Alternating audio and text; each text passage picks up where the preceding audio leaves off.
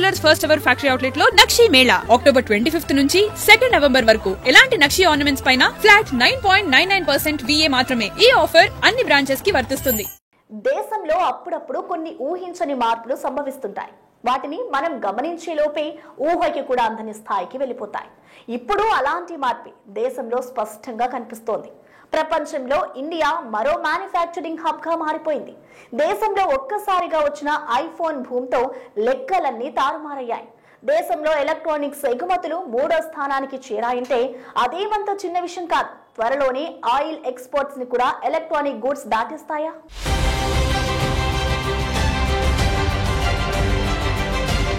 Manufacturing hub గా భారత్ 3వ స్థానానికి ఎలక్ట్రానిక్స్ ఎగుమతులు.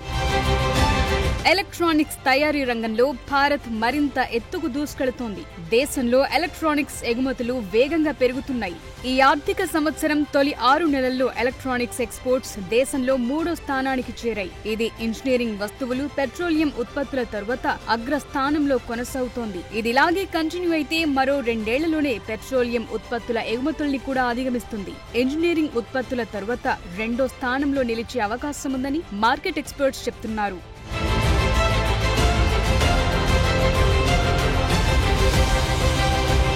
రెండు 2022 ఆర్థిక సంవత్సరంలో భారతీయ ఎగుమతుల జాబితాలో ఎలక్ట్రానిక్స్ 7వ స్థానంలో ఉంది. అదే 2024 ఆర్థిక సంవత్సరం ముగిసే నాటికి ఎలక్ట్రానిక్స్ 5వ స్థానానికి పెరిగింది. ఈ సంవత్సరం టాప్ 10 కేటగిరీలో ఎలక్ట్రానిక్స్ అత్యంత వేగంగా అభివృద్ధి చెందింది. 4వ స్థానంలో ఉన్న కెమికల్స్ ని, 3వ స్థానంలో ఉన్న రత్నాలు, ఆభరణాల ఎగుమతుల్ని అధిగమించింది. ప్రస్తుతం ఎలక్ట్రానిక్స్ 3వ స్థానానికి ఎగబాకి భారత్ ని మరో మ్యానుఫ్యాక్చరింగ్ హబ్ గా ప్రపంచం ముందు నిలబెట్టింది. వాణిజ్య మంత్రిత్వ శాఖ విడుదల చేసిన 6 నెలల డేటా ప్రకారం ఎలక్ట్రానిక్స్ ఎగుమతులు 42% పెరిగి $22.2 బిలియన్ చేరుకున్నాయి. వీటిలో సగం ఐఫోన్లే ఉన్నాయి. ఇదే సమయంలో పెట్రోలియం ఉత్పత్తుల ఎగుమతులు 16% తగ్గాయి. అయినప్పటికీ భారత్ లో 2వ అతిపెద్ద ఎక్స్పోర్ట్ కేటగిరీగా ఉన్న పెట్రోలియం క్రమంగా తగ్గిపోతోంది. గడచిన 3 ఏళ్లలో దేశంలో ఎలక్ట్రానిక్స్ ఎగుమతులు 63% పెరిగాయి. 2023 ఆర్థిక సంవత్సరంలో దాదాపు $24 బిలియన్ నుంచి ఈ ఏడాది దాదాపు $39 బిలియన్ చేరుకున్నాయి. ఇప్పుడున్న ఎగుమతుల రేటు ప్రకారం ఎలక్ట్రానిక్స్ ఎగుమతులు వచ్చే ఆర్థిక సంవత్సరంలో రెట్టింపవుతాయని అంచనా వేస్తున్నారు.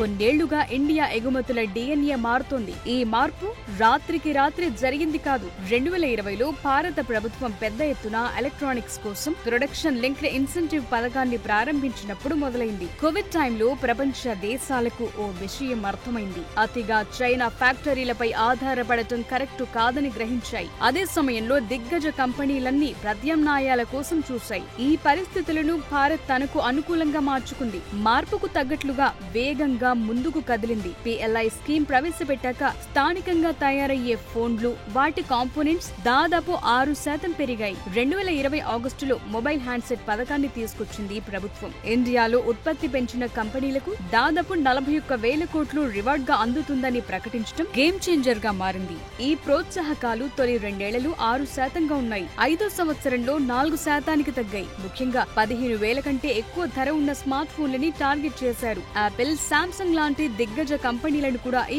ఇంటెన్సివ్స్ ఆకర్షించాయి. ఇదంతా ఎలక్ట్రానిక్ గూడ్స్ ఎగుమతుల్ని పెంచేందుకు భారత ప్రభుత్వం తీసుకున్న బిగ్ మూవ్ అని చెప్పొచ్చు. ఇది చైనాకు ఇండియాని ఓ ప్రత్యామ్నాయంగా మార్చే ఆలోచన.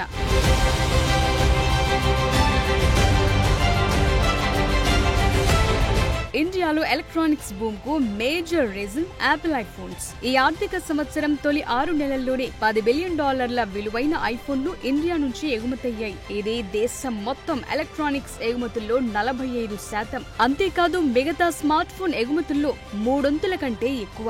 యాపిల్ చైనా తరువాత భారత్ ని తన 2వ అతిపెద్ద మ్యానుఫ్యాక్చరింగ్ యూనిట్ గా మార్చుకుంది. ప్రపంచ వ్యాప్తంగా ఉత్పత్తి అయ్యే ఐఫోన్లు భారత్ లో తయారయ్యే వాటి వాటా 20% దాటింది. ఇదే ఇండియా ఫ్యూచర్ స్ట్రాటజీపై చర్చ జరిగేలా చేస్తోంది. యాపిల్ తీసుకున్న మూవ్ ఇండియాను కూడా ఇప్పుడు మ్యానుఫ్యాక్చరింగ్ హబ్ గా మారుస్తోంది.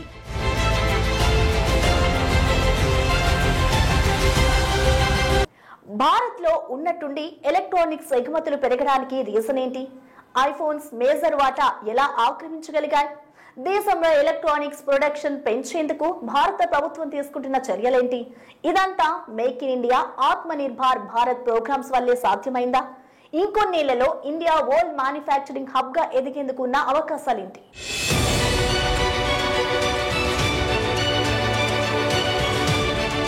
దశాబ్దాలుగా భారతదేశ ఎగుమతుల్లో చమురు, పెట్రోలియం ఉత్పత్తులే అగ్రస్థానంలో ఉన్నాయి.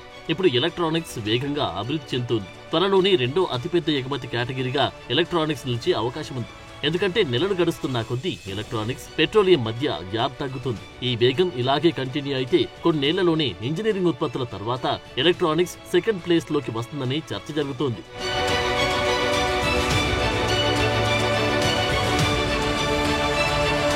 మరోవైపు భారత ప్రభుత్వం కూడా ఎలక్ట్రానిక్స్ ఉత్పత్తులను పెంచేందుకు వీలుగా చర్యలు తీసుకుంటోంది. ఇటీవలే ఎలక్ట్రానిక్స్ మ్యానుఫ్యాక్చరింగ్ కాంపోనెంట్ స్కీమ్ కింద 5,532 కోట్ల విలువైన 7 ప్రాజెక్టులకు భారత సర్కార్ ఆమోదం తెలిపింది. వీటి ద్వారా 36,559 కోట్ల ఉత్పత్తి, 5,100కు పైగా ఉద్యోగాలు రానున్నాయి.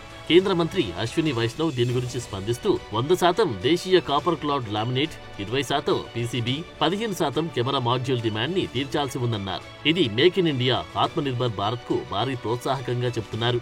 ముఖ్యంగా దిగుమతుల్ని తగ్గించడంతో పాటు రక్షణ, టెలికాం, ఈవీలు, రెన్యూవబుల్ ఎనర్జీ కోసం నమ్మకమైన సప్లై చైన్ ని నిర్మించడమే ఇప్పుడు లక్ష్యంగా పెట్టుకుంది భారత్. ఇందుకోసం మాడ్యూల్స్, కాంపోనెంట్స్ తో పాటు అవసరమైన ఎలక్ట్రానిక్స్ మెటీరియల్ ని తయారు చేస్తోంది.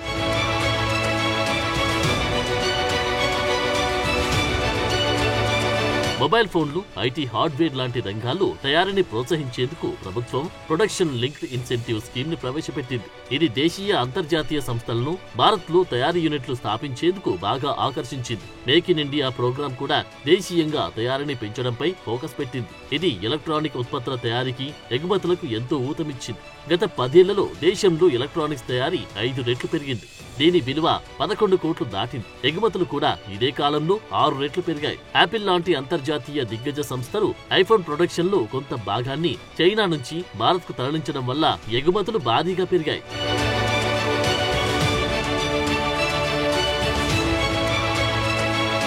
దేశంలో ఎలక్ట్రానిక్స్ ఎగుమతులు వేగంగా పెరుగుతున్న క్రమంలో త్వరలోనే ఇంజనీరింగ్ ఉత్పత్తుల తర్వాత అత్యధికంగా ఎగుమతయ్యే రెండో కేటగిరీ పెట్రోలియం ఉత్పత్తులను కూడా దాటేసే సామర్థ్యముందని నివేదికలు సూచిస్తున్నాయి. PLI పథకం ప్రారంభించినప్పటి నుంచి పెట్రోలియం, ఎలక్ట్రానిక్స్ ఎగుమతుల మధ్య అంతరం బాగా తగ్గింది. మరోవైపు రష్యా నుంచి ముడి చమురు కొనుగోలుపై అమెరికా ఆంక్షలు విధించడం, భౌగోళిక రాజకీయ ఒత్తిళ్ల కారణంగా జాతీయ రిఫైనరీల పెట్రోలియం ఎగుమతులపై ప్రతికూల ప్రభావం చూపే అవకాశం ఉంది. ఇది పెట్రోలియం ఎగుమతుల తగ్గుదలకు దారితీసి ఎలక్ట్రానిక్స్ ఎగుమతుల పెరుగుదలకు దోహదపడుతుంది. ప్రభుత్వం ఇస్తున్న ప్రోత్సాహకాలు, అంతర్జాతీయ తయారీ సంస్థల ఆసక్తి కారణంగా ఎలక్ట్రానిక్స్ రంగం భారతదేశ భవిష్యత్ ఎగుమతుల వృద్ధికి కీ ఫ్యాక్టర్ గా మారబోతుంది. అయితే రష్యన్ ముడి చమురుపై అమెరికా వైఖరికి ప్రతిస్పందనగా భారతదేశ చమురు వాణిజ్యం ఎలా మారుతుందనేది ఆసక్తి రేపుతోంది.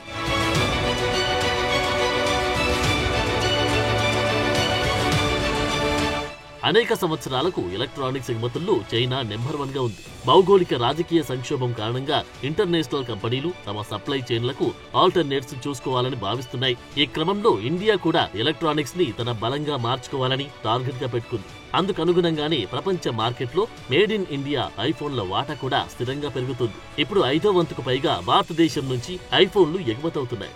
ఇదే సమయంలో మేడ్ ఇన్ ఇండియా ఉత్పత్తులపైన ఇంటర్నేషనల్ మార్కెట్లో విశ్వసనీయత పెరిగింది. కేవలం స్మార్ట్ ఫోన్లు మాత్రమే కాదు, నాన్ స్మార్ట్ ఫోన్ కేటగిరీలో ఉండే నెట్వర్కింగ్ పరికరాలు, సోలార్ మాడ్యూల్స్, ఛార్జింగ్ అడాప్టర్ల ఎగుమతులు కూడా పెరిగాయి. వీటికి సెమీ కండక్టర్ చిప్ల ఉత్పత్తి కూడా తోడైతే ఇండియా నుంచి ఎలక్ట్రానిక్స్ ఉత్పత్తులు మరింత పెరిగే అవకాశం ఉంది.